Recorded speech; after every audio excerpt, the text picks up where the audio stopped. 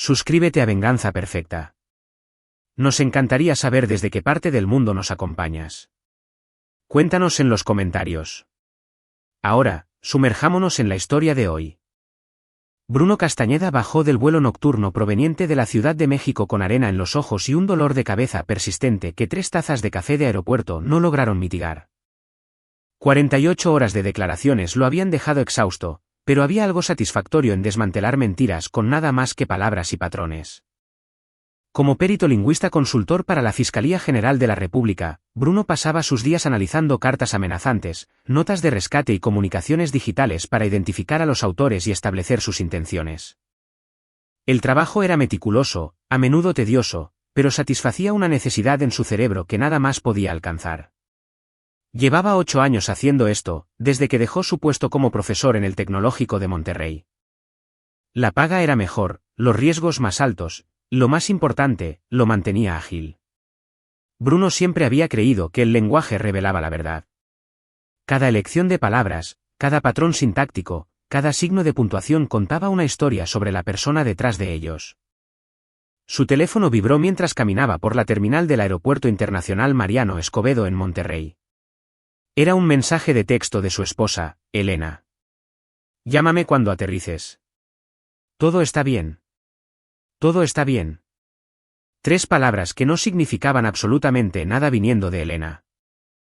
En sus 12 años de matrimonio, Bruno había aprendido a leer entre líneas. Todo está bien significaba que ella estaba lidiando con algo con lo que no quería agobiarlo. Todo está bien significaba que ya había tomado decisiones sin consultarlo. Todo está bien significaba que las cosas, decididamente, no estaban bien. Llamó de todos modos. Sonó 4 veces antes de que ella contestara. Hola, regresaste temprano, dijo Elena, y su voz transmitía esa particular brillantez que usaba cuando fingía normalidad. Bruno escuchó el sonido de los platos de fondo. El vuelo llegó a tiempo, por una vez. ¿Cómo está Emma? Oh, está genial. Jugando en el jardín ahora mismo con Santiago. Pasó por aquí para ayudar con ese poste de la cerca que mencionaste. La mandíbula de Bruno se tensó. Santiago Valdés, el hermano menor de Elena, tenía una forma de entrometerse en sus vidas en los momentos más inconvenientes. El hombre tenía 34 años, estaba perpetuamente desempleado y poseía lo que Bruno en privado llamaba encanto letal. Esa capacidad de hacer que la gente pasara por alto sus fracasos porque contaba buenas historias y se reía en los momentos adecuados. Creí que íbamos a contratar a alguien para hacer eso, dijo Bruno. Santiago se ofreció. Ya sabes cómo es. Le gusta ayudar, ese tono defensivo se infiltró en la voz de Elena. El mismo que aparecía cada vez que Bruno expresaba incluso un ligero escepticismo sobre su familia. Bruno no insistió. Había aprendido esa lección al principio de su matrimonio. Los Valdés eran una unidad unida. Elena, Santiago y su madre, Silvia, quien vivía en una casa de descanso en Cuernavaca. El padre de Elena había muerto cuando ella tenía 16 años, y de alguna manera esa pérdida había calcificado la dinámica familiar en algo rígido y tribal. O estabas completamente con ellos, o eras el extraño que cuestionaba sus vínculos. Estaré en casa en 1 hora, dijo Bruno. Hay poco tráfico. Maneja con cuidado. Te amo. Yo también te amo. Colgó y se quedó un momento bajo la luz fluorescente de la terminal, observando a los viajeros pasar con sus maletas de ruedas, sus vasos de café y sus rostros cansados. Había algo en Santiago que siempre le había molestado, algo que no podía articular del todo. No era una sola cosa. Era una colección de pequeños momentos que sumaban una inquietud total.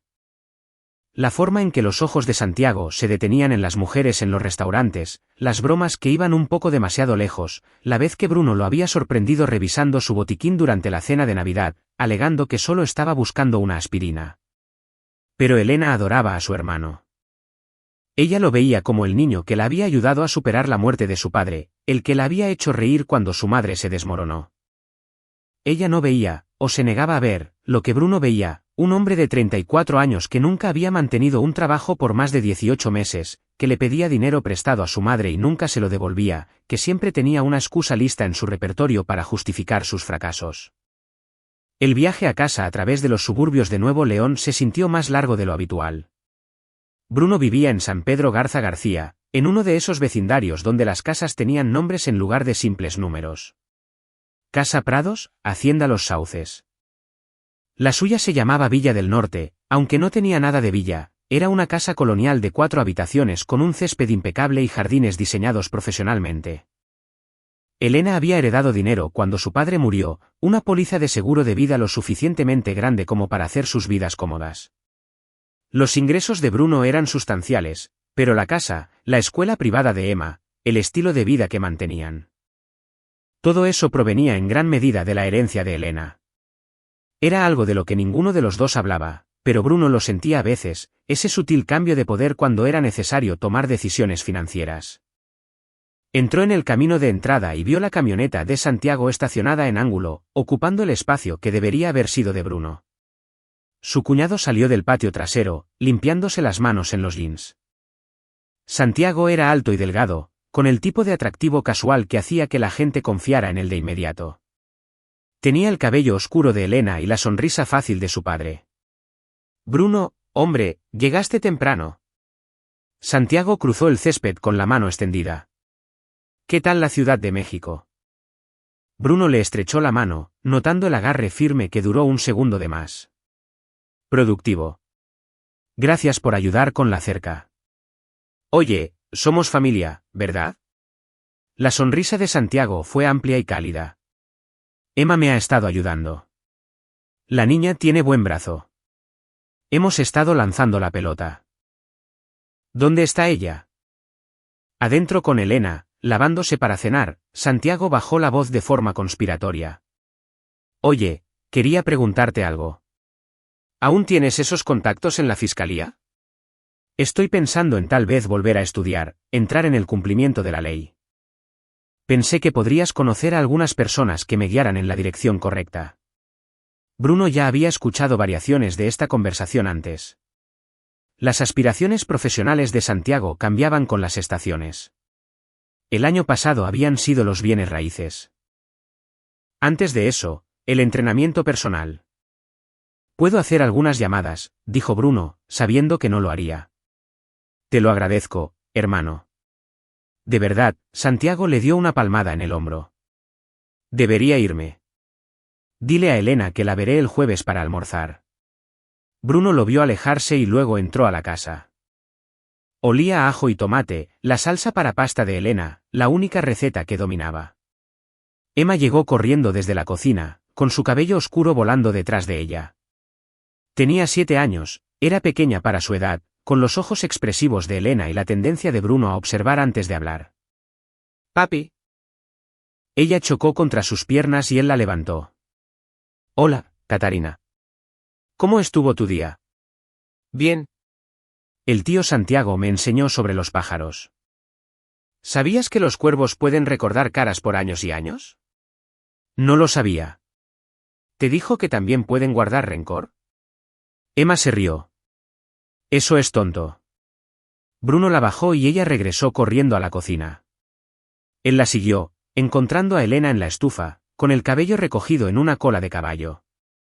Ella se giró y sonrió, y por un momento, se vio exactamente como la mujer con la que se había casado, antes de la herencia, antes de la casa en San Pedro Garza García, antes de que Santiago se convirtiera en un elemento habitual en sus vidas.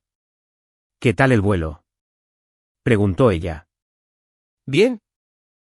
Sin contratiempos. Se acercó al botellero y seleccionó una botella de vino tinto. Santiago se ve bien. Lo está. Realmente está cambiando las cosas, Bruno. Lleva 3 meses sobrio. Bruno se detuvo en el acto de abrir el vino. ¿Sobrio? No sabía que tenía un problema. El rostro de Elena se tensó. No era un problema, exactamente. Solo estaba pasando por una mala racha, pero ya está mejor. Ha estado yendo a reuniones. Esta era información nueva, y a Bruno le molestó enterarse recién ahora. ¿A qué tipo de reuniones? A Alcohólicos Anónimos, y algo de terapia. Mamá lo ha estado ayudando a pagarlo. Elena revolvió la salsa con más fuerza de la necesaria. Sé que eres escéptico respecto a Santiago, pero lo está intentando. De verdad.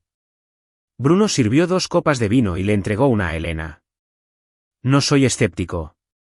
Solo quiero asegurarme de que esté bien. ¿Lo está? Y a Emma le encanta tenerlo cerca. Es bueno para ella tener a su familia cerca. Cenaron en familia, Emma charlando sobre su día en la escuela, sobre los datos de los cuervos que el tío Santiago le había enseñado, sobre su mejor amiga, Mía, que iba a tener un cachorro. Bruno escuchó y asintió, e intentó ignorar la vocecita en el fondo de su mente que insistía en que algo andaba mal. Esa noche, después de que Emma se durmió y Elena estaba viendo su documental sobre crímenes reales en la sala de estar, Bruno se sentó en su oficina en casa y abrió su computadora portátil. Se dijo a sí mismo que solo estaba siendo minucioso, solo satisfaciendo su curiosidad.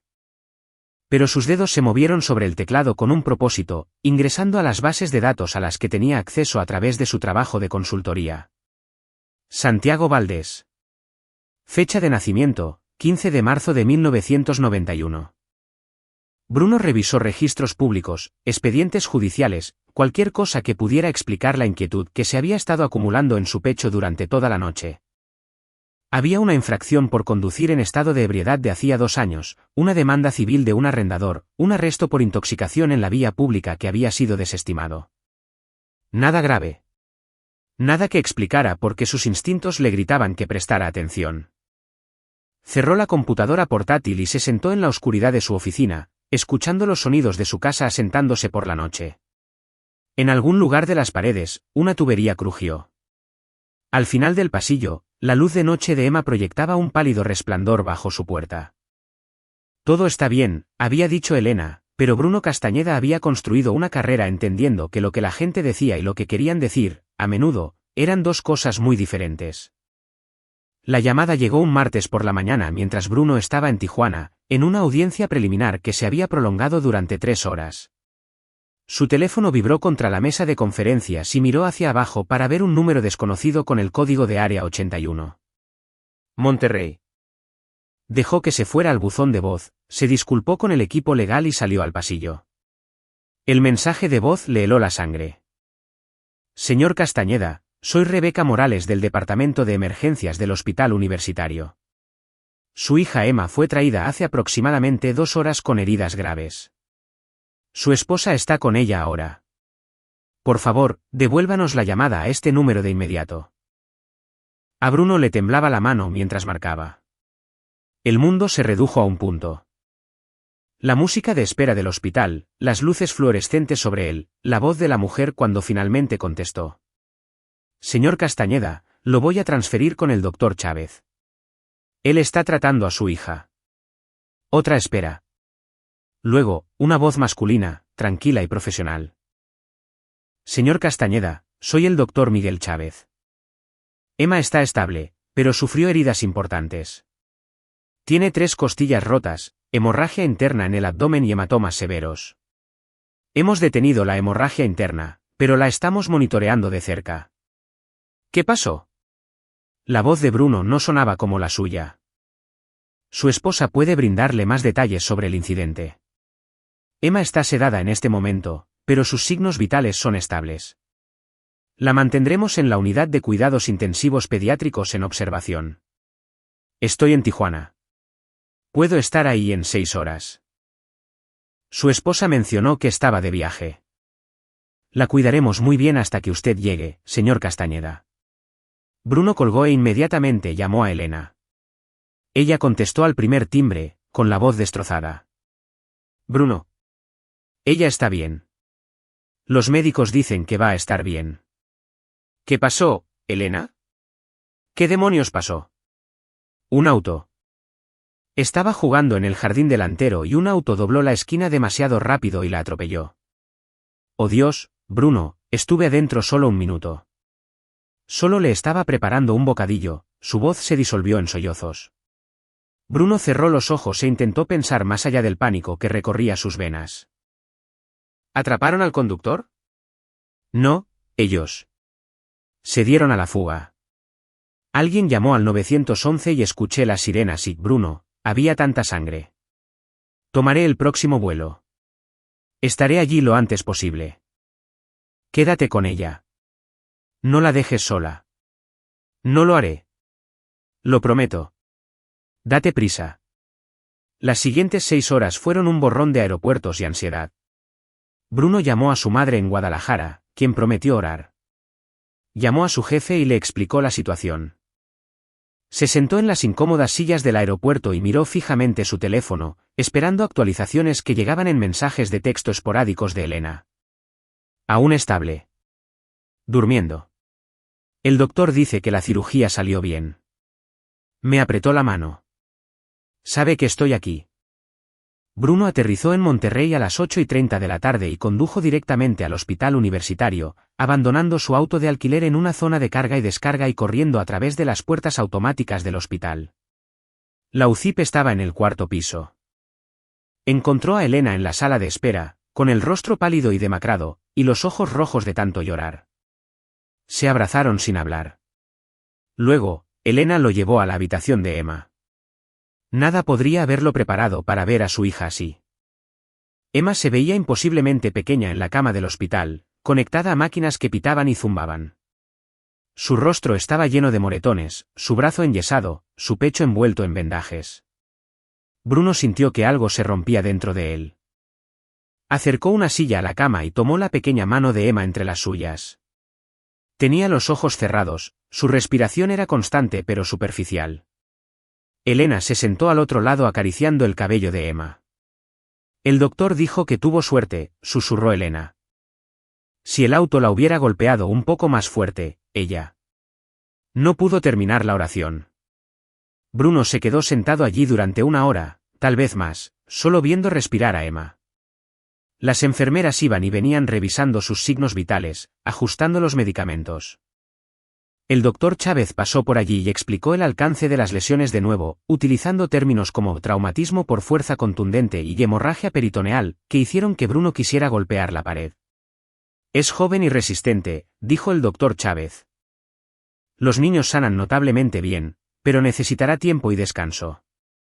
Alrededor de la medianoche, los ojos de Emma se abrieron parpadeando. Miró a Bruno, luego a Elena y luego de nuevo a Bruno. Su boca se movió, pero al principio no salió ningún sonido. Elena alcanzó el vaso de agua con su popote flexible. Bebé, no intentes hablar. Estás a salvo. Papi ya está aquí. Pero Emma estaba mirando a Bruno con una intensidad que parecía impropia de una niña de 7 años medicada para el dolor. Sus ojos se movieron deliberadamente. Un parpadeo largo. Un parpadeo corto. Otro parpadeo largo. Bruno se quedó helado. El año pasado, cuando Emma había expresado interés en códigos secretos y juegos de espías, Bruno le había enseñado el código Morse. Lo practicaron durante semanas, parpadeando códigos entre ellos en la mesa durante la cena, tecleando mensajes en la ventana del auto durante los viajes largos. Había sido un juego, una forma de conectarse, un uso para sus habilidades lingüísticas que deleitaba a su hija. Emma volvió a parpadear, de forma deliberada, lentamente. O la respiración de Bruno se detuvo. O la mano de él se apretó sobre la de Emma. A Bruno miró a Elena, que estaba arreglando la manta de Emma, ajena a todo.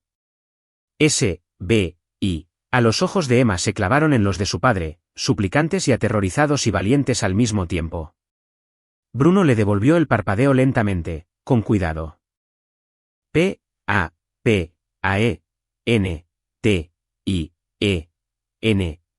Los ojos de Emma se llenaron de lágrimas, pero logró asentir casi imperceptiblemente antes de que sus párpados se cerraran y se sumiera nuevamente en el sueño inducido por los medicamentos. Bruno se quedó perfectamente quieto. Su mente iba a 1000 por hora, pero su cuerpo se había vuelto frío y tranquilo, de la misma forma en que se ponía cuando estaba trabajando en un caso, cuando necesitaba ser analítico en lugar de emocional. Elena seguía ajustando la manta de Emma, murmurando suaves palabras de consuelo a su hija dormida. Elena, dijo Bruno en voz baja, necesito hablar contigo en el pasillo. No quiero dejarla. Solo será 1 minuto. Por favor. Salieron al pasillo. Bruno mantuvo la voz baja y nivelada. Dime exactamente qué pasó, desde el principio. Elena se abrazó a sí misma. Te lo dije. Estaba jugando en el jardín delantero. Yo estaba adentro preparándole un bocadillo. Escuché llantas chirriando y luego a Emma gritando y salí corriendo y ella estaba. Su voz se quebró. Ella solo estaba tirada allí. ¿Dónde estaba Santiago? Elena parpadeó. ¿Qué? Santiago no estaba ahí. Dijiste que ha estado viniendo mucho últimamente. Había pasado antes, pero se fue antes de que ocurriera, alrededor del mediodía. ¿Por qué preguntas por Santiago? Bruno miró el rostro de su esposa, la confusión, la actitud defensiva que ya se estaba formando en los bordes. Pensó en los ojos de Emma, en los parpadeos deliberados, en el mensaje que su hija de 7 años había arriesgado todo para enviarle. Por nada, dijo finalmente. Solo intento entender. ¿Alguien vio el auto? ¿Alguien anotó las placas? No. La policía les preguntó a los vecinos, pero nadie vio nada útil. Ocurrió tan rápido. Bruno asintió lentamente. Está bien. Volvamos adentro. No quiero que despierte sola. Regresaron a la habitación de Emma y Bruno retomó su posición en la silla junto a su cama. Finalmente, Elena se quedó dormida en el sillón reclinable que las enfermeras habían traído, pero Bruno se mantuvo despierto viendo respirar a su hija, su mente analizando las implicaciones de lo que ella le había dicho. Tío pegó. Mamá sabía. Santiago había lastimado a Emma y de alguna manera Elena lo sabía, o lo había encubierto, o había ayudado a inventar la historia del atropello y fuga.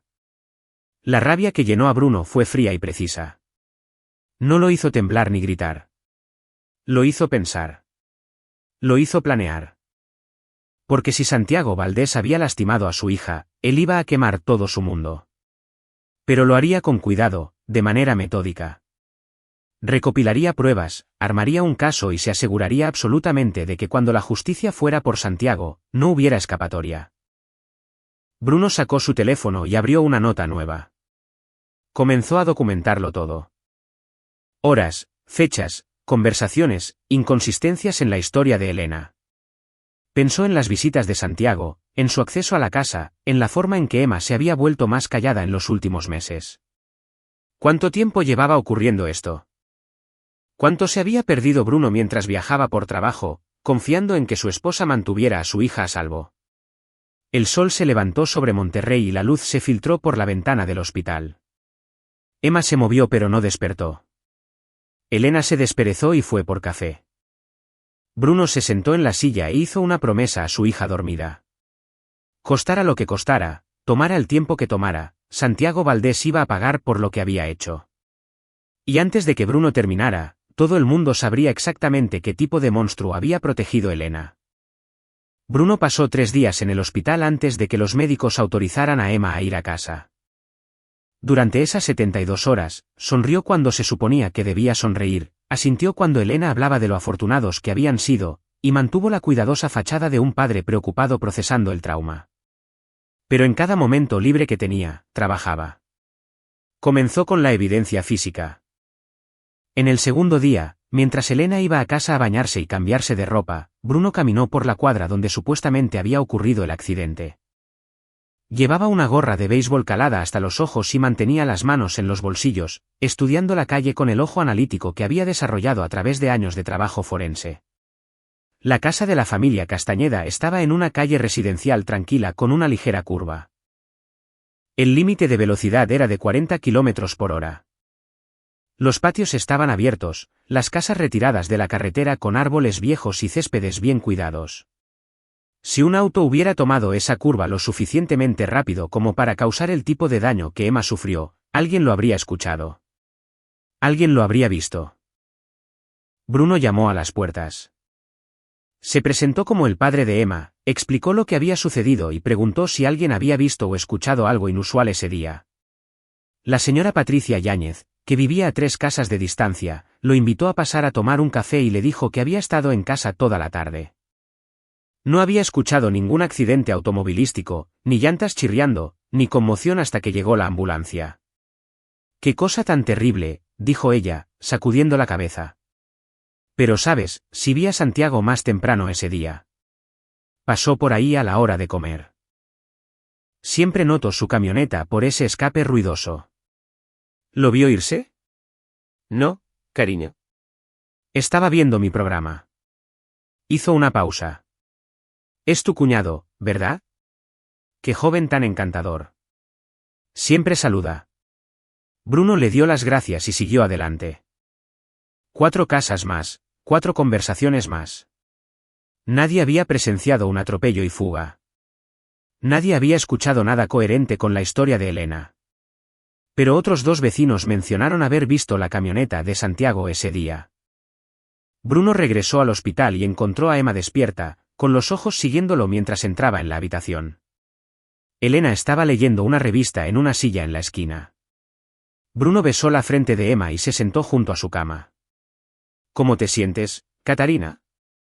Cansada, susurró Emma. Su voz estaba ronca por el tubo de respiración que le habían quitado el día anterior. Está bien. Descansa todo lo que necesites. Bruno miró a Elena, que estaba absorta en su revista. Se inclinó más cerca de Emma y parpadeó lentamente. D-I-M-E-E-M-A-L-U-E-G-O. Los ojos de Emma se abrieron un poco, y luego ella asintió levemente. Esa noche, Bruno movió hilos que normalmente reservaba para casos federales. Tenía un amigo en la Fuerza Civil de Nuevo León, el detective Rodrigo Fuentes, que le debía un favor. Bruno había ayudado a resolver un caso de chantaje 2 años atrás identificando al autor de unas cartas amenazantes. Ahora le cobraba esa deuda. Necesito las imágenes de las cámaras de tránsito, dijo Bruno por teléfono, de pie en el estacionamiento del hospital, donde podía hablar con libertad. Mi hija fue atropellada. El conductor huyó. Pero hay algo que no cuadra. ¿Presentaste un reporte? Preguntó Fuentes. Mi esposa lo hizo. Pero, Rodrigo, necesito ver las grabaciones yo mismo. ¿Puedes conseguirlas para mí? Extraoficialmente. Hubo una pausa. Bruno, sabes que no puedo simplemente entregar evidencia de una investigación abierta. Es mi hija, Rodrigo. Por favor. Otra pausa, más larga esta vez. Veré qué puedo hacer. ¿En qué intersección? Bruno le dio los detalles, incluyendo la hora aproximada del incidente según la declaración de Elena. Fuentes prometió devolverle la llamada en 24 horas. A la mañana siguiente, el doctor Chávez dio de alta a Emma con una larga lista de restricciones y citas de seguimiento. Bruno cargó a su hija hasta el auto mientras Elena acomodaba las almohadas y mantas en el asiento trasero. Emma no pesaba casi nada en sus brazos, su pequeño cuerpo era frágil de una manera que hacía que a Bruno le doliera el pecho. En casa, Bruno preparó el lugar de recuperación de Emma en la sala de estar en lugar de en el piso de arriba. Acomodó almohadas en el sofá, preparó su tableta con los auriculares y colocó agua y refrigerios al alcance de su mano.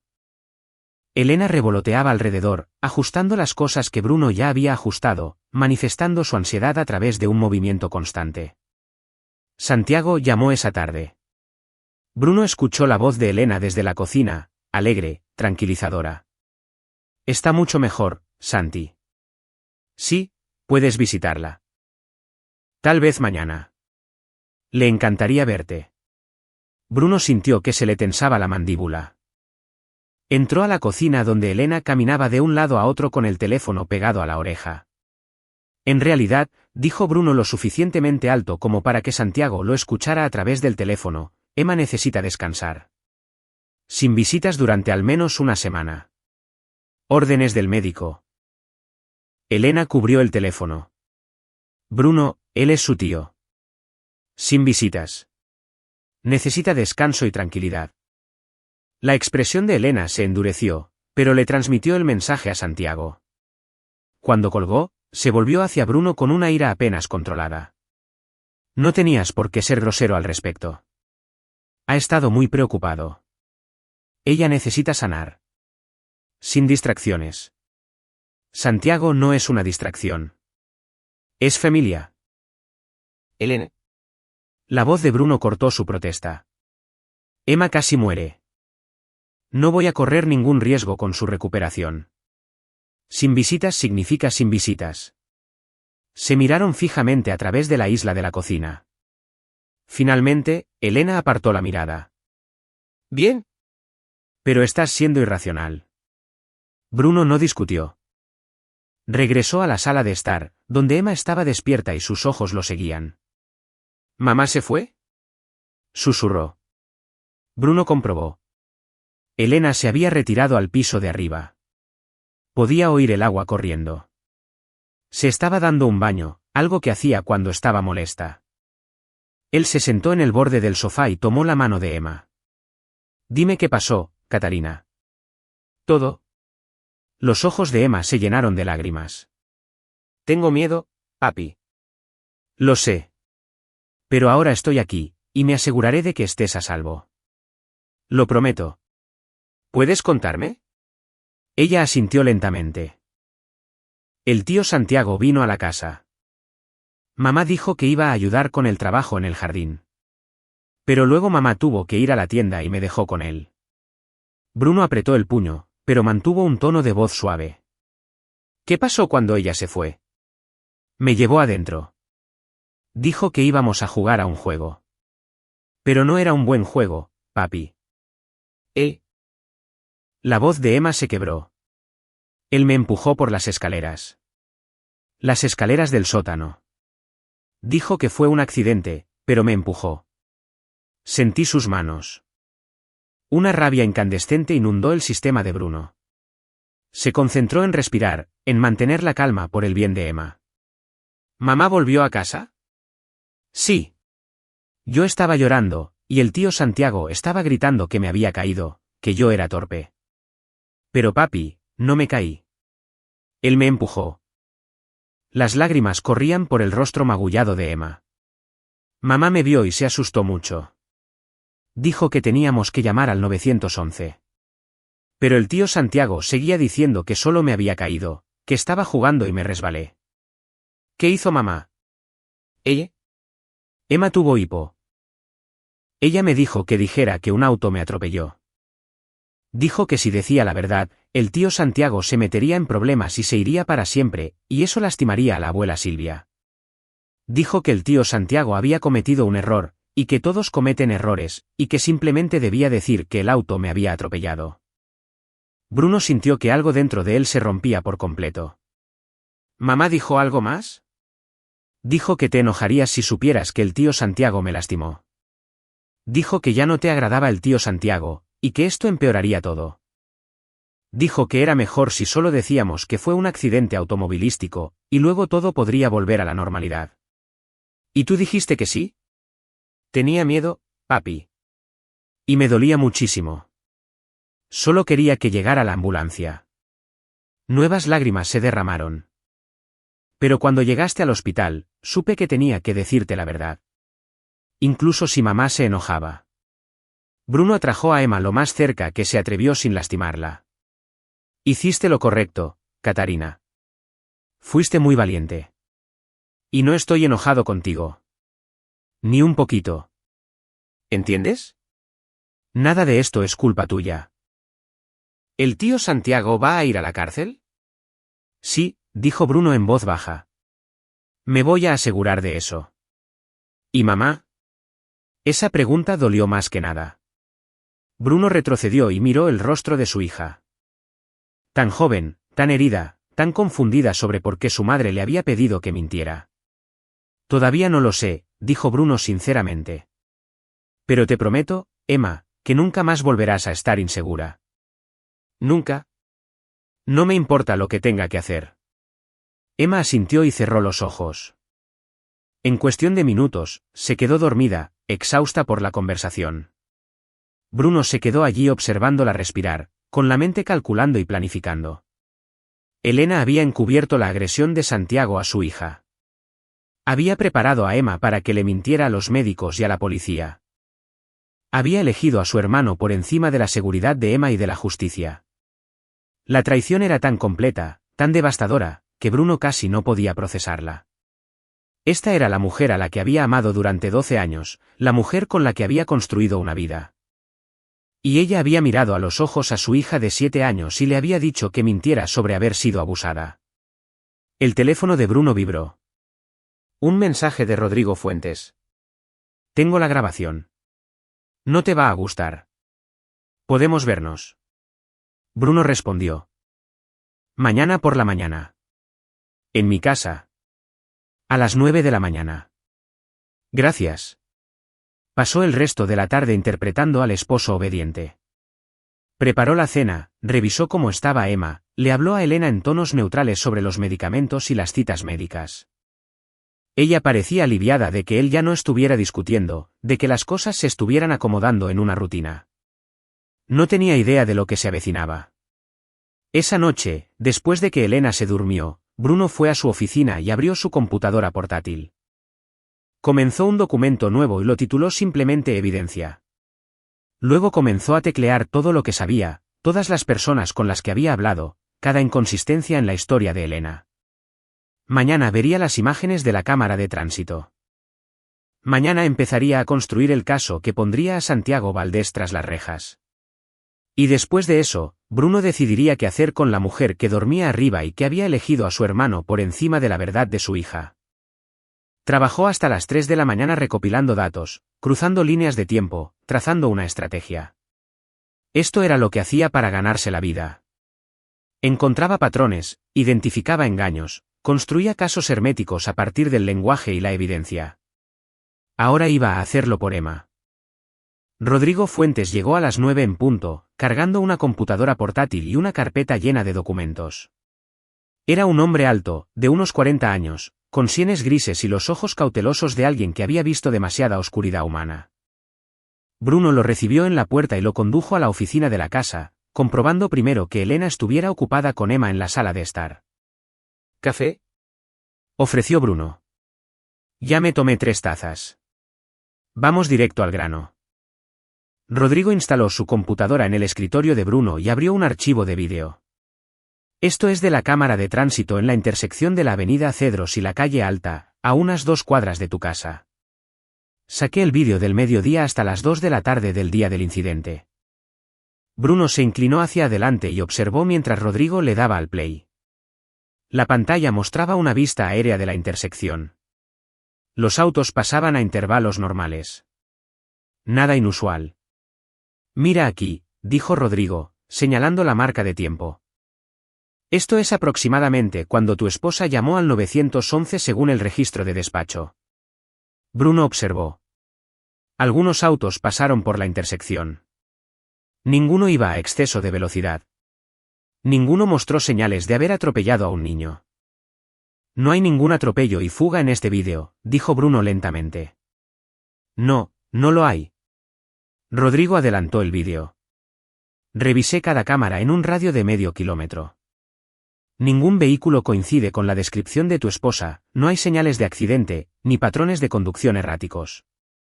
Bruno, si un auto golpeó a tu hija, no está en ninguna cámara de la zona. Muéstrame la camioneta de Santiago Valdés. Rodrigo abrió otro clip. Esto es de más temprano ese día, 11:43 de la mañana, señaló una camioneta plateada que dobló hacia la avenida Cedros en dirección a la casa de los Castañeda. Esa es su camioneta, ¿verdad? Bruno asintió, reconociendo el vehículo y la abolladura en la puerta del pasajero que Santiago nunca se había molestado en arreglar. Ahora mira esto. Rodrigo avanzó hasta otra marca de tiempo. 1:05 de la tarde saliendo de tu vecindario. La misma camioneta alejándose de la dirección de la casa de Bruno. Velocidad normal, nada inusual. 15 minutos antes de que mi esposa llamara al 911, dijo Bruno. Exactamente. Rodrigo cerró la computadora portátil y miró a Bruno con compasión en sus ojos. Lo siento, amigo, pero la evidencia del tráfico no respalda un atropello y fuga. Y cuando a eso le agregas la naturaleza de las heridas de tu hija. Sacó un informe médico de su carpeta. Conseguí una copia de las notas de urgencias. El patrón de las lesiones, las costillas rotas, la hemorragia interna, los hematomas. Es más consistente con una caída o un impacto directo, no con la colisión de un vehículo. Bruno se reclinó en su silla. ¿Estás diciendo que Emma no fue atropellada por un auto? Estoy diciendo que la evidencia sugiere que ocurrió otra cosa. ¿Qué fue? No lo sé. Pero Bruno, si sospechas de abuso o agresión, debes informarlo oficialmente. No puedo investigar esto fuera de los libros. Primero necesito más evidencia, algo sólido. ¿Qué vas a hacer? Bruno miró a su amigo a los ojos. Lo que sea necesario para proteger a mi hija. Rodrigo dudó, luego sacó una unidad USB de su bolsillo y la puso en el escritorio. Esta es una copia de todo lo que saqué, cámaras de tránsito, el informe médico, el informe policial inicial que presentó tu esposa. Oficialmente, nunca te di esto. Entendido. Entendido. Gracias, Rodrigo. Después de que Fuentes se fue, Bruno se sentó en su oficina con la puerta cerrada, revisando cada archivo en la memoria USB. La evidencia era circunstancial, pero condenatoria. Ningún atropello y fuga en cámara. La camioneta de Santiago yéndose justo antes de la llamada al 911. Las lesiones médicas compatibles con una caída por las escaleras, no con el impacto de un vehículo. Pero no era suficiente. Todavía no. Bruno necesitaba una prueba concreta de que Santiago había empujado a Emma. Necesitaba pruebas que se sostuvieran en los tribunales, que convencieran a los fiscales de presentar cargos, que encerraran a Santiago. Y necesitaba descubrir cuán profunda era la complicidad de Elena. Bruno pasó la semana siguiente interpretando dos papeles. Para Elena, era el marido comprensivo, estresado pero manteniéndose firme. Para Emma, durante los breves periodos en los que estaban solos, era el investigador recopilando su testimonio en detalle, grabando sus declaraciones en su teléfono, documentándolo todo. También comenzó a documentar discretamente el comportamiento de Elena. La forma en que se tensaba cada vez que Bruno mencionaba llamar a la policía con preguntas de seguimiento. La forma en que cambiaba ligeramente su historia entre versiones. Primero el coche era azul, luego de color oscuro, luego tal vez negro. La forma en que disuadía a Bruno de seguir investigando, diciendo que solo molestaría a Emma si seguía sacando el tema. En el 8º día de la recuperación de Emma, Santiago volvió a llamar. Bruno escuchó desde el pasillo mientras Elena respondía. Hola, Santi. No, Bruno sigue estando raro con lo de las visitas. Lo sé, lo siento.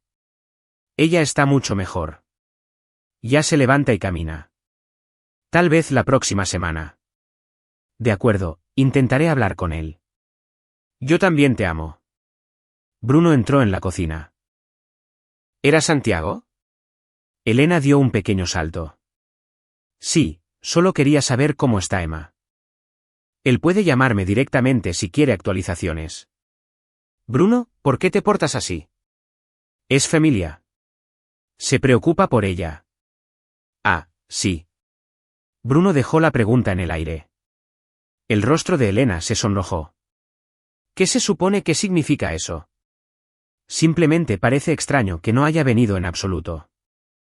La mayoría de la gente presionaría más para ver a una sobrina que resultó gravemente herida.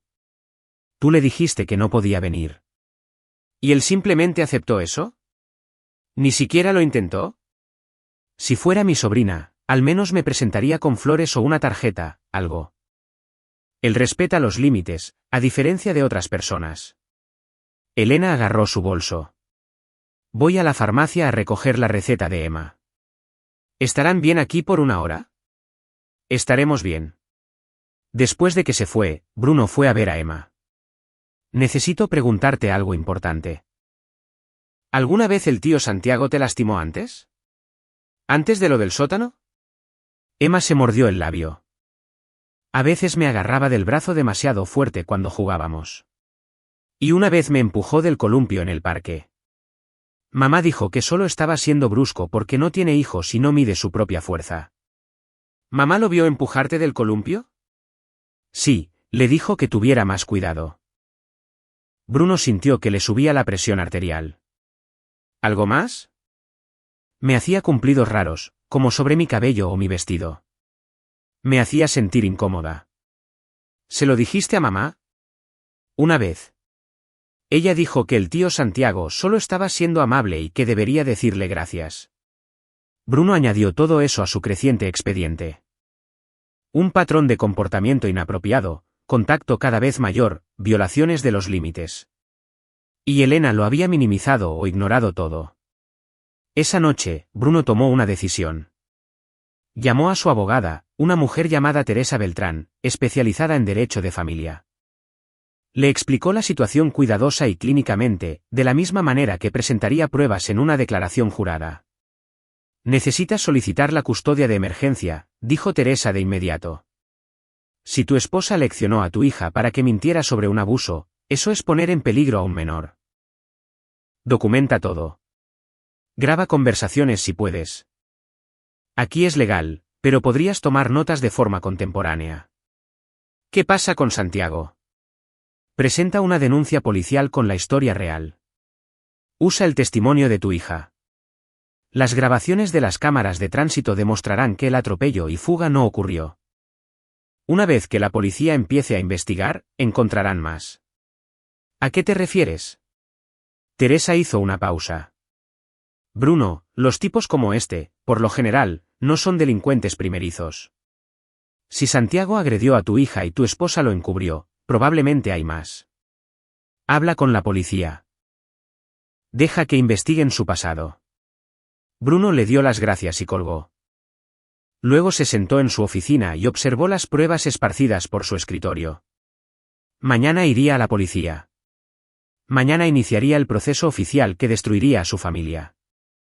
Pero esta noche, fue a ver a Emma una vez más. Dormía pacíficamente, su respiración era constante, su pequeña cara relajada. Bruno le besó la frente e hizo otra promesa silenciosa. La justicia llegaría. Por Emma. Por cualquier otro niño que Santiago pudiera haber lastimado. Y por Elena. Bruno aún no lo sabía, pero ella enfrentaría las consecuencias de haber elegido a su hermano por encima de la verdad de su hija.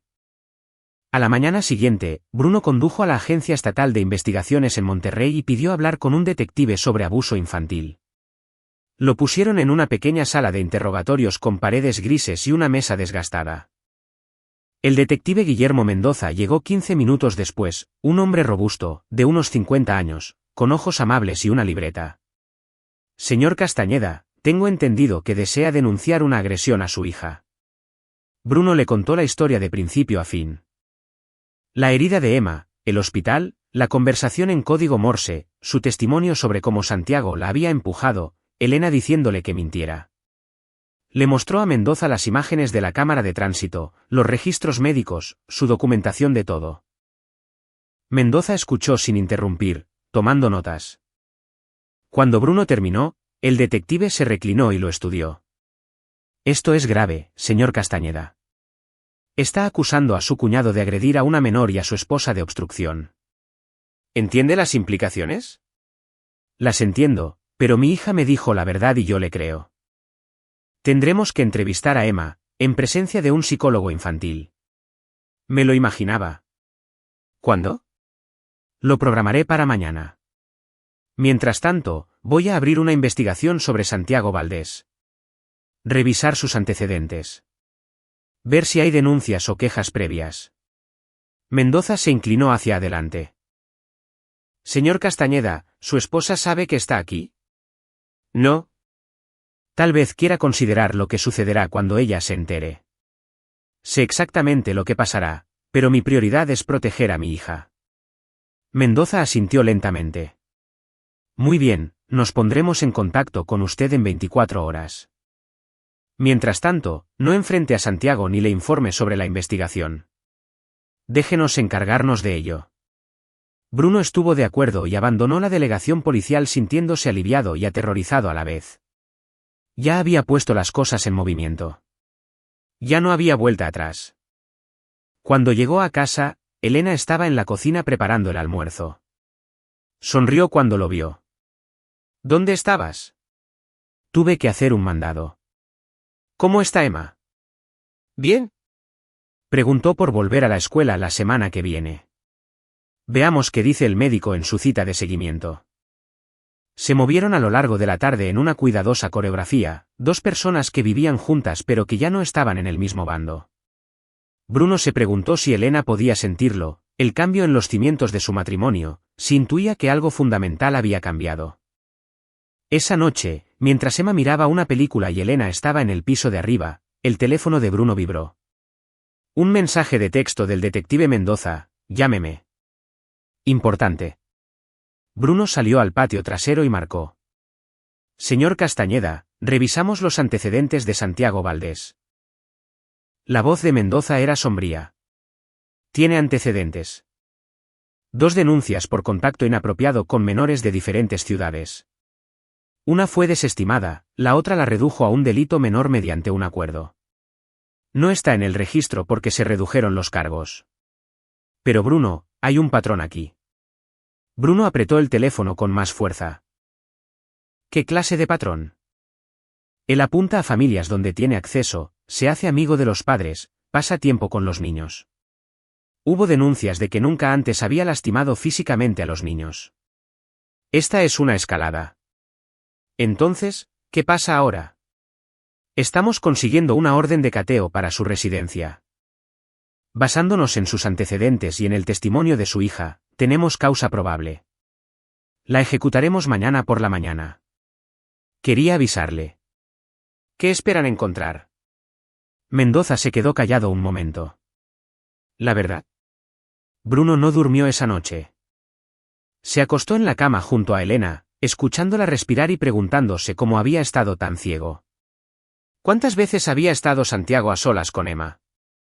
¿Cuántas veces Elena había descartado las señales de advertencia o facilitado el acceso? A las 6 de la mañana, Bruno se rindió con el sueño y fue a su oficina. Buscó todo lo que pudo encontrar sobre Santiago Valdés: registros públicos, redes sociales, historial laboral. Santiago había trabajado en un centro comunitario juvenil hacía 3 años.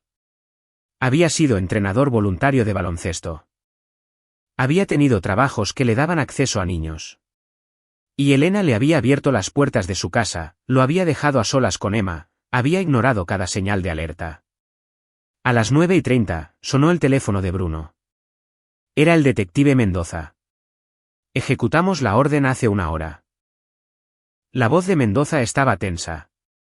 Bruno, tiene que encender las noticias. Bruno agarró el control remoto y cambió a un canal de noticias local.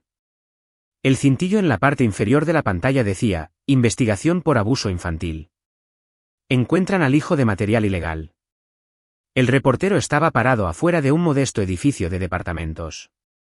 La policía ejecutó una orden de cateo esta mañana en este complejo departamental del centro de Monterrey, lo que llevó al arresto de Santiago Valdés, de 34 años de edad. Según fuentes cercanas a la investigación, la policía descubrió una gran cantidad de material de abuso sexual infantil, así como pruebas que sugieren que Valdés podría haber estado produciendo dicho contenido él mismo. La policía pide a cualquier persona que tenga información sobre posibles víctimas que se presente. Bruno sintió que la habitación daba vueltas. Se dejó caer pesadamente en la silla de su escritorio. Encontramos miles de imágenes y vídeos, dijo Mendoza en voz baja. Algunas fueron descargadas, otras las hizo él mismo. Hay al menos 6 víctimas identificables. Estamos trabajando para localizarlas. ¿Está Emma? No, no encontramos imágenes ni vídeos de su hija. Pero Bruno, las cosas que encontramos. Este hombre es un depredador. Su hija tuvo una suerte increíble de que usted se diera cuenta cuando lo hizo. Las manos de Bruno temblaban. ¿Dónde está él ahora? Bajo custodia. Será procesado esta tarde. Cargos federales por el Masi, cargos estatales por la agresión a Emma. No saldrá bajo fianza. ¿Lo sabe mi esposa? No por nosotros, pero ahora está en todas las noticias. Como si fuera una señal, Bruno escuchó un grito que venía de arriba. Soltó el teléfono y corrió. Elena estaba de pie en su habitación mirando la televisión con la mano sobre la boca. Las noticias mostraban la foto de la ficha policial de Santiago. No, decía Elena. No, no, no, eso no puede ser correcto. Cometieron un error. Elena. Ella se volvió hacia él. ¿Sabías de esto? ¿Hiciste esto? Denuncié lo que Santiago le hizo a Emma. La policía investigó. Esto fue lo que encontraron. ¿Fuiste a la policía? El rostro de Elena estaba pálido. ¿A mis espaldas? Bruno, ¿cómo pudiste? ¿Cómo pude? La voz de Bruno se elevó. Nuestra hija me dijo la verdad y le creí, a diferencia de ti. Estaba confundida. Se golpeó la cabeza. Santiago no quería. ¿La empujó por las escaleras, Elena? La agredió y tú lo encubriste. Entrenaste a nuestra hija de 7 años para que mintiera y así proteger a tu hermano. Cometió un error. No cometió un error. Ha estado abusando de niños durante años.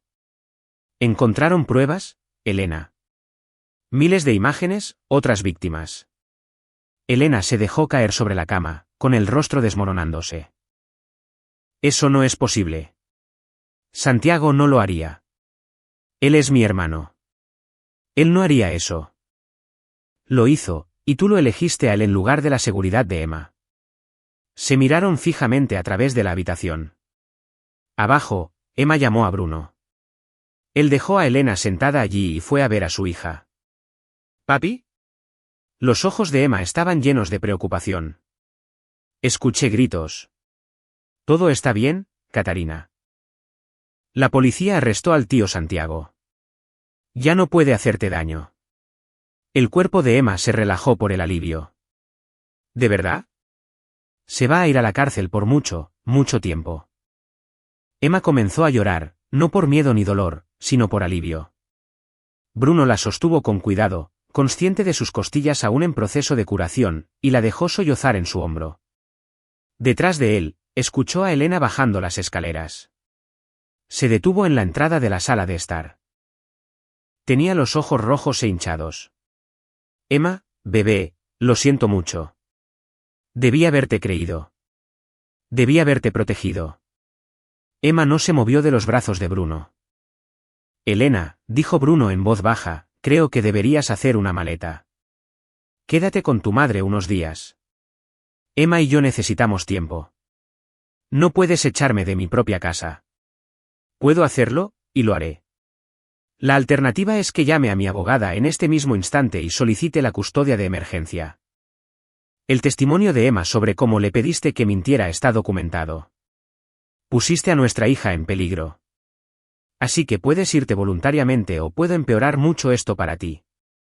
Tú eliges. Elena miró a Emma, que tenía la cara escondida en el hombro de Bruno. Algo cambió en la expresión de Elena, tal vez la comprensión final de lo que había hecho, de lo que había perdido. Haré una maleta, susurró. Una hora después, Elena se fue. Bruno observó cómo su auto salía del camino de entrada, llevándose a su esposa y dejando atrás los restos de su familia. Cerró las puertas con llave y regresó con Emma. Se sentaron juntos en el sofá y Bruno puso una película infantil en la televisión. Pero ninguno de los dos la vio realmente. Solo se quedaron allí sentados juntos, comenzando el largo proceso de curación. 2 días después, el detective Mendoza llamó con una actualización. El Ministerio Público seguirá adelante con los cargos contra Santiago. Cargos federales por Masi, cargos estatales por agresión, y estamos trabajando con otras jurisdicciones para identificar víctimas adicionales. Se enfrenta a entre 20 y 30 años como mínimo. Bien, dijo Bruno. Hay algo más. Una de las víctimas que identificamos, una niña de Coahuila, se presentó después de ver las noticias. Dijo que Santiago la agredió hace 3 años cuando él trabajaba en un centro comunitario. Se lo dijo a sus padres pero no le creyeron, le dijeron que lo estaba inventando para llamar la atención. Bruno cerró los ojos. ¿Cuántas más? Estamos encontrando más cada día. Pero Bruno, tu hija fue valiente. Su testimonio fue el catalizador de todo esto. Sin ella, Santiago todavía estaría ahí afuera.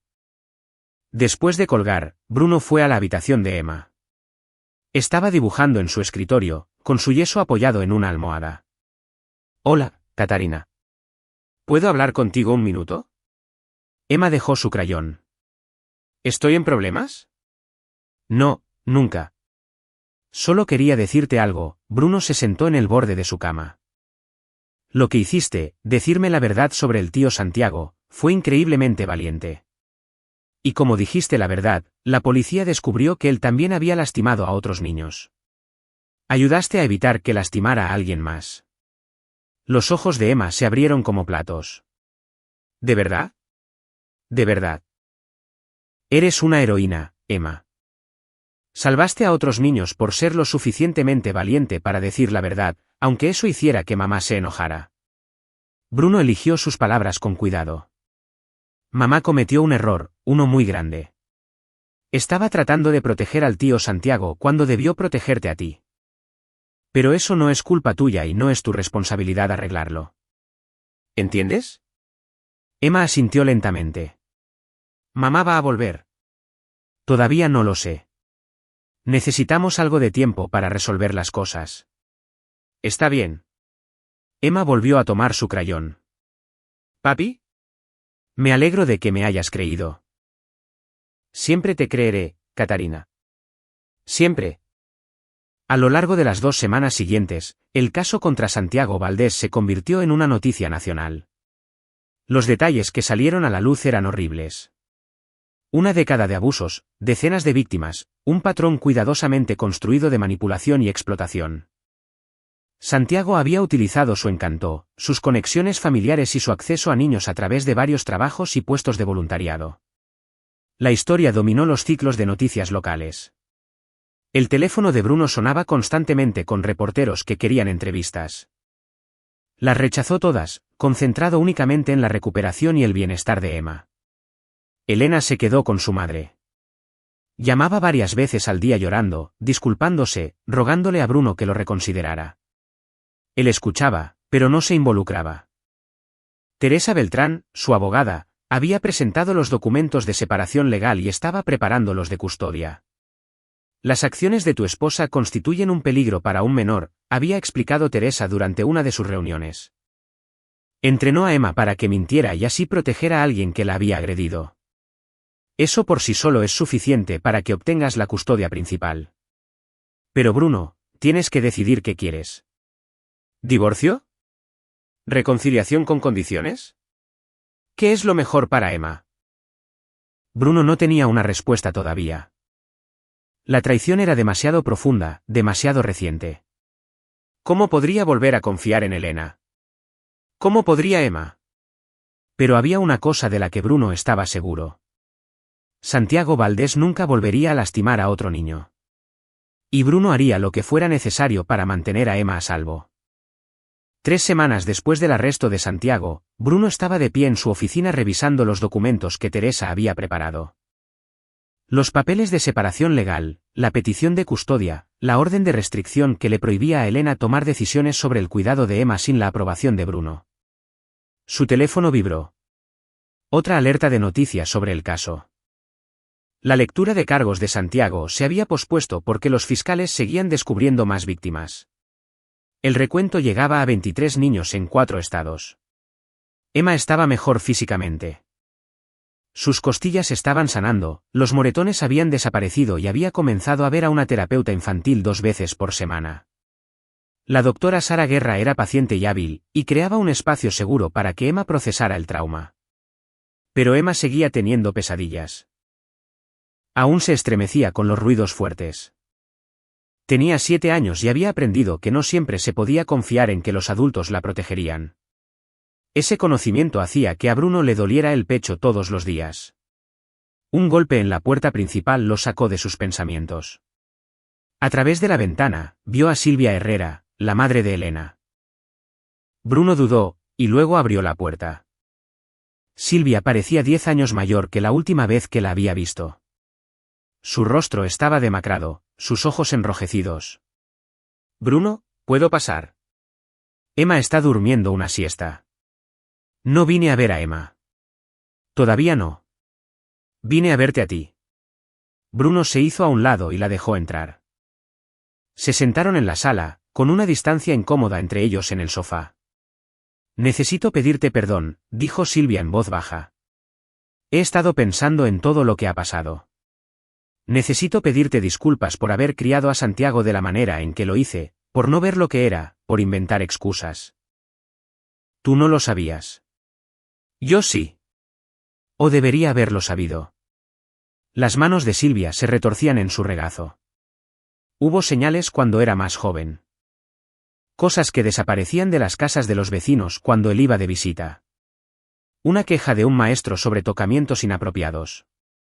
Me dije a mí misma que era el comportamiento normal de un niño, que maduraría y se le pasaría. Inventé excusas porque era mi hijo y lo amaba. Elena hizo lo mismo. Lo sé. Yo le enseñé a hacer eso, a proteger a la familia por encima de todo. Cuando Roberto murió, ese era su esposo, el padre de Elena, les dije a mis dos hijos que solo nos teníamos el uno al otro, que teníamos que mantenernos unidos sin importar qué. Silvia levantó la vista, con las lágrimas rodando por su rostro. Le enseñé a mi hija a proteger a un monstruo en lugar de a su propia hija. Bruno, lo siento muchísimo. Bruno no supo qué decir. Esta mujer había perdido a su hijo por ir a la cárcel, y a su hija por sus propias decisiones. Se enfrentaba a la realidad de que la disfunción de su familia había facilitado años de abuso. ¿Qué quiere de mí?, preguntó Bruno. Nada. Solo quería que supieras que ahora lo veo. Lo que hice mal. Lo que Elena hizo mal. Y quería decirte que tienes razón en proteger a Emma de la manera en que lo haces. Necesita a alguien que la ponga en primer lugar. Silvia se levantó para irse. Una cosa más. He decidido testificar para la fiscalía si me necesitan. Contra Santiago. Les he contado sobre los incidentes cuando era más joven, las señales de alerta que ignoré. Es lo menos que puedo hacer. Después de que Silvia se fue, Bruno se sentó en la silenciosa casa e intentó procesar la conversación. No cambiaba nada. Santiago seguía siendo un monstruo, Elena seguía habiendo traicionado la confianza de Emma, y su familia seguía destruida. Pero tal vez era la primera grieta en el muro de negación de la familia Valdés. Esa noche, el detective Mendoza volvió a llamar. Bruno, hemos identificado a las 23 víctimas. La menor tenía 4 años. El mayor tenía 12. Santiago se va a ir por muchísimo tiempo. ¿Cuándo es el juicio? Probablemente no habrá uno. Su abogado está negociando un acuerdo de culpabilidad. La evidencia es abrumadora. ¿Qué tipo de acuerdo? 35 años como mínimo.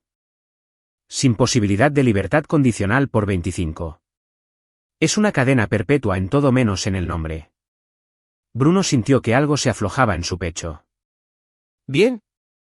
Hay algo más. Algunas de las familias de las víctimas quieren conocerlos a ti y a Emma. Para darles las gracias. Sin el testimonio de Emma, algunos de ellos tal vez no hubieran hablado. Necesito preguntarle a Emma si se siente cómoda con eso. Por supuesto. Sin presión. Pero estas familias han esperado años para que alguien les crea. Tu hija les dio eso. Después de colgar, Bruno fue a la habitación de Emma.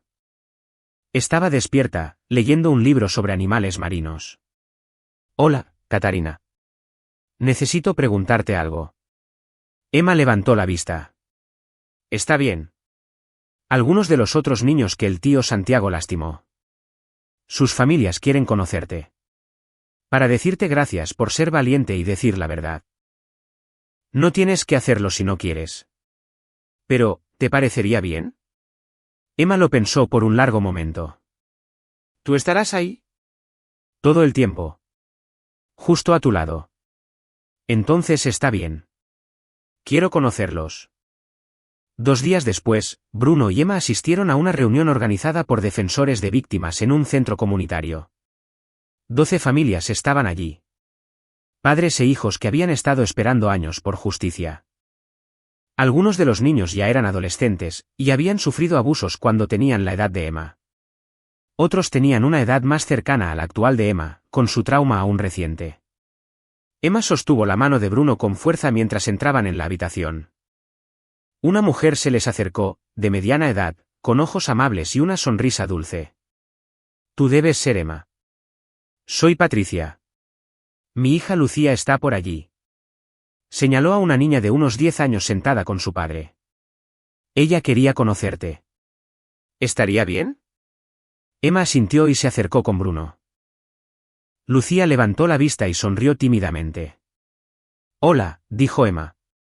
Hola. Eres muy valiente. Tú también.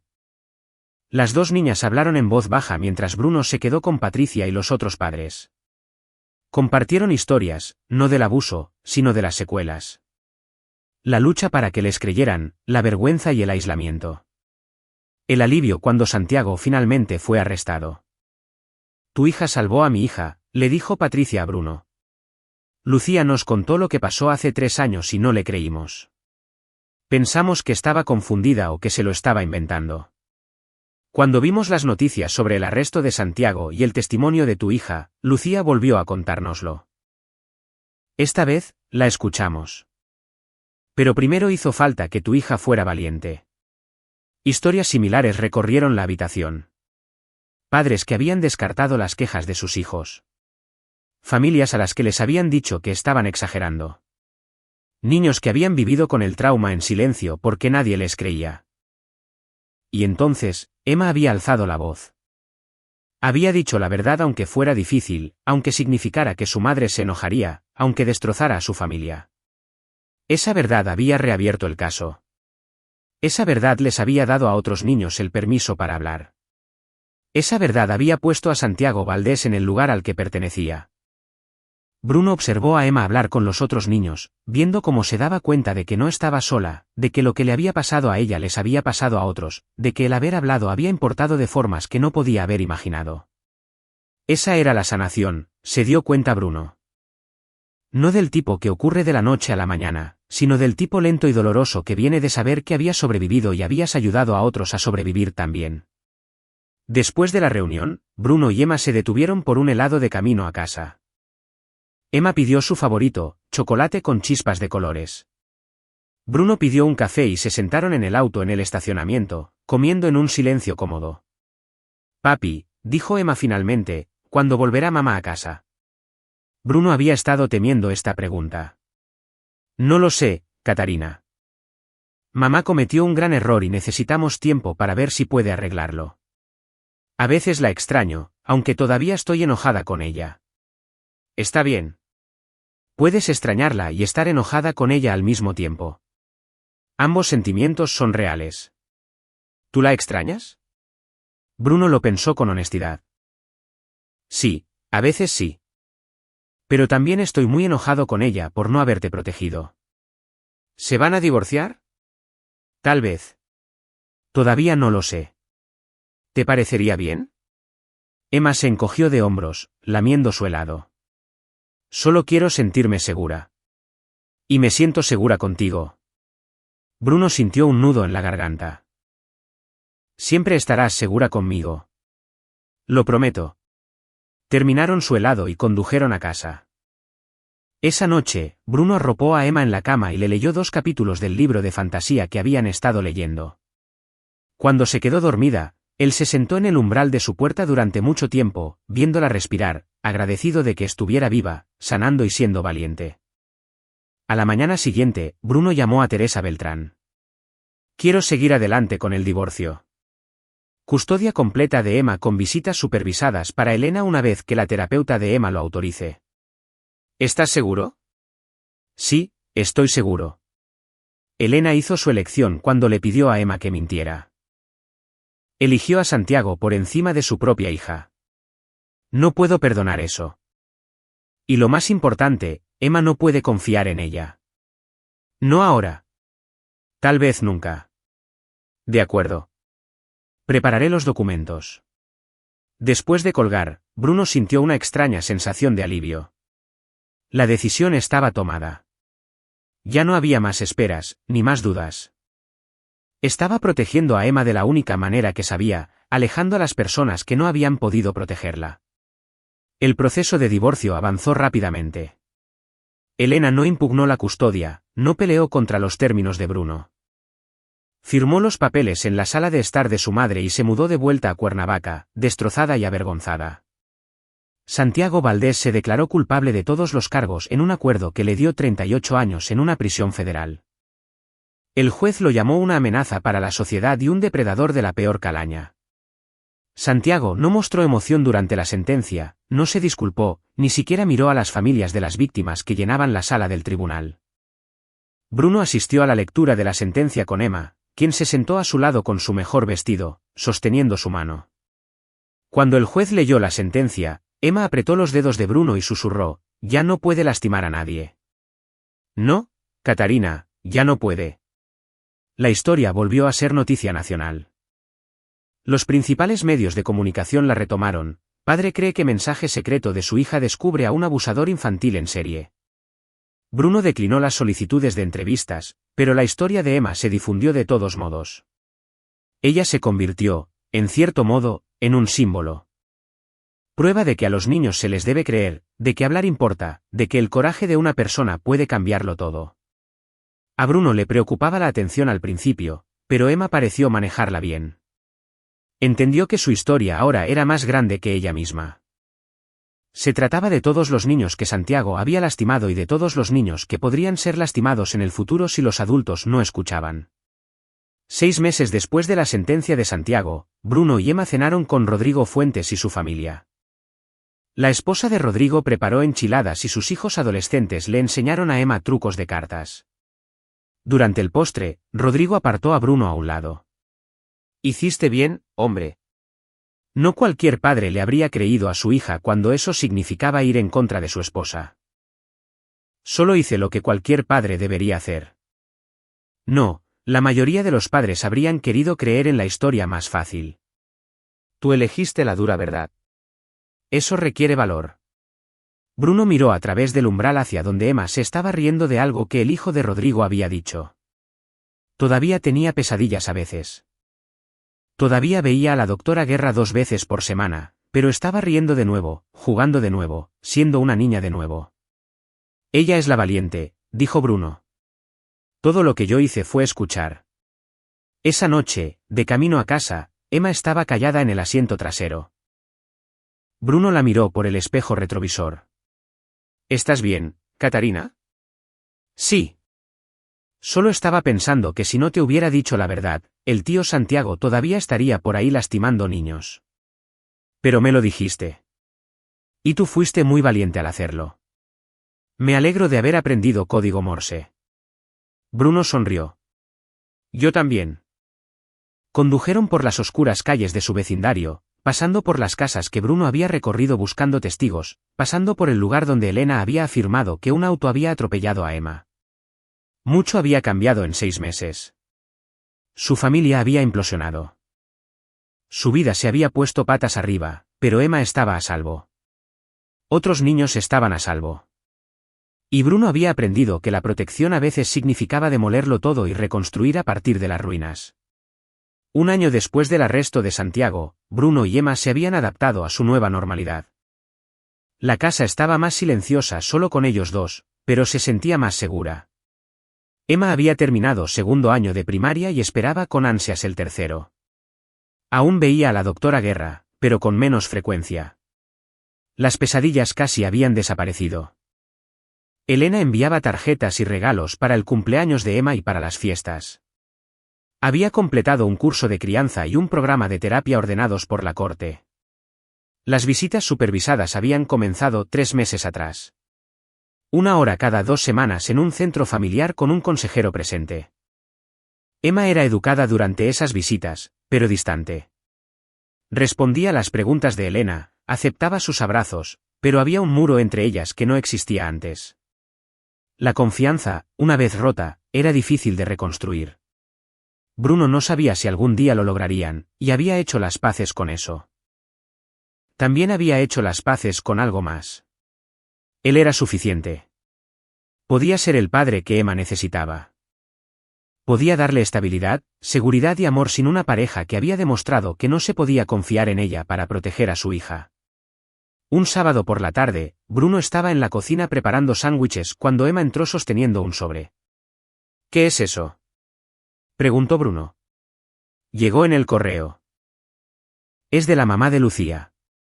Bruno se limpió las manos y lo abrió. Adentro había una tarjeta con una foto, Lucía en su graduación de secundaria, sonriente, sana y claramente prosperando. La nota de Patricia decía: queridos Bruno y Emma, Lucía quería que vieran esto. Lo está haciendo muy bien ahora. Entró en el cuadro de honor y se unió al club de teatro. Habla de Emma todo el tiempo. Dice que Emma es su heroína. Nunca podremos agradecerles lo suficiente por creer en Emma y llevar a Santiago ante la justicia. Le devolvieron la vida a Lucía. Con amor y gratitud, Patricia. Emma leyó la tarjeta por encima del hombro de Bruno. ¿Podemos ponerla en el refrigerador? Por supuesto.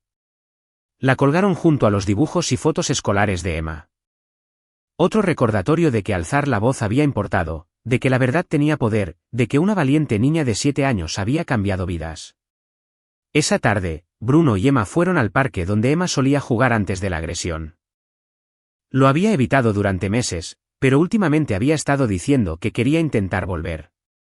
Trajeron un balón de fútbol y Emma practicó regatear mientras Bruno hacía de portero. «Papi, mira esto». Emma hizo un giro y pateó el balón más allá de Bruno hacia la portería improvisada. Bien. ¿De dónde aprendiste eso? Mía me enseñó en el recreo. Jugaron hasta que el sol comenzó a ponerse, pintando el cielo de naranjas y púrpuras. Caminando de regreso al auto, Emma deslizó su mano dentro de la de Bruno. «Papi, soy feliz». Bruno miró a su hija, con cicatrices pero sanando, herida pero sobreviviendo, rota pero recomponiéndose pieza a pieza. «Sí, Catarina. Yo también». No era el final que Bruno había imaginado para su familia. No era perfecto, ni limpio, ni fácil, pero Emma estaba a salvo. Le habían creído. Estaba sanando. Y al final, eso era todo lo que importaba. Santiago Valdés pasaría el resto de su vida en prisión. Elena pasaría el resto de la suya tratando de reconstruir una relación con la hija a la que le había fallado. Y Bruno pasaría el resto de la suya asegurándose de que Emma supiera que era amada, que se le creía y que estaba protegida. La pesadilla había terminado. La sanación había comenzado. Y, a veces, ese era su propio tipo de final feliz. 2 años después de la condena de Santiago, Bruno recibió una carta de la Fiscalía General de la República. Querían que hablara en una conferencia nacional sobre seguridad y defensa de la infancia en la Ciudad de México. Su historia, o más bien la historia de Emma, se había convertido en un caso de estudio sobre cómo creer en los niños y tomar sus testimonios en serio podía detener a los depredadores. Bruno le mostró la carta a Emma, que ahora tenía 9 años y tenía más confianza en sí misma de la que había tenido en años. «¿Qué piensas?», le preguntó. «¿Debería hacerlo?». Emma leyó la carta con atención. «¿Ayudará a otros niños?». «Creo que podría ser así». «Entonces deberías hacerlo». «Pero, papi, quiero ir contigo. Quiero contar mi parte de la historia también». Bruno dudó. «¿Estás segura?». «Son muchos adultos, mucha atención». «Estoy segura». La doctora Guerra dice que compartir nuestra historia ayuda a otras personas, y yo quiero ayudar.